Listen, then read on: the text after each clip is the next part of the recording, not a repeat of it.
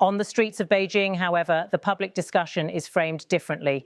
Many ordinary citizens see US sanctions as another example of double standards, one set of rules for the West, another for everyone else. Social media commentary often links the issue to broader grievances, semiconductor restrictions, tariffs, and export controls that Washington has imposed on China itself. For them, the sanctions on Russia are not just about oil. They're part of a wider strategy to contain China's rise. Within China's academic and policy circles, analysts interpret this moment as the maturation of a new global alignment. They speak of sanctions fatigue among non-Western states and a gradual erosion of American financial dominance. Think tanks in Beijing argue that overuse of sanctions will push more nations to develop parallel payment systems, whether through digital currencies, bilateral clearing mechanisms, or the BRICS-led alternatives to SWIFT. Each incremental step weakens Washington's ability to use the dollar as a foreign policy weapon. For Chinese policymakers, opposing sanctions is therefore strategic.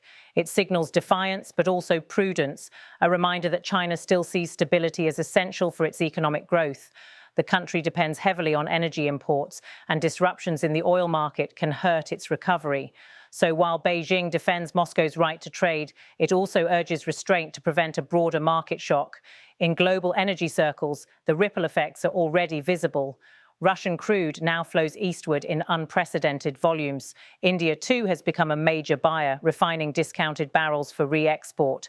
The so-called sanctions-resilient trade network, linking ports from Primorsk to Qingdao, represents a quiet challenge to Western economic control. Each ship that sails under a non-Western flag tells a story of adaptation and defiance. Beijing's opposition statement, then, is not just diplomacy, it's also economic signaling. It reassures Chinese refiners and importers that trade with Russia will continue, even amid Western scrutiny. It also reminds the world that China, the world's largest energy consumer, will not accept disruptions dictated by others. In essence, Guo Jiakun's words encapsulate a broader worldview that multipolarity, not unilateralism, should define international relations. Over the next days, the statement will likely reverberate through foreign ministries across Asia and Europe. Some will interpret it as China tightening its strategic partnership with Russia. Others will see it as a reaffirmation of Beijing's long-standing principles. Either way, the message is unmistakable. China will not be lectured on whom it trades with, nor will it recognize sanctions that bypass the UN system.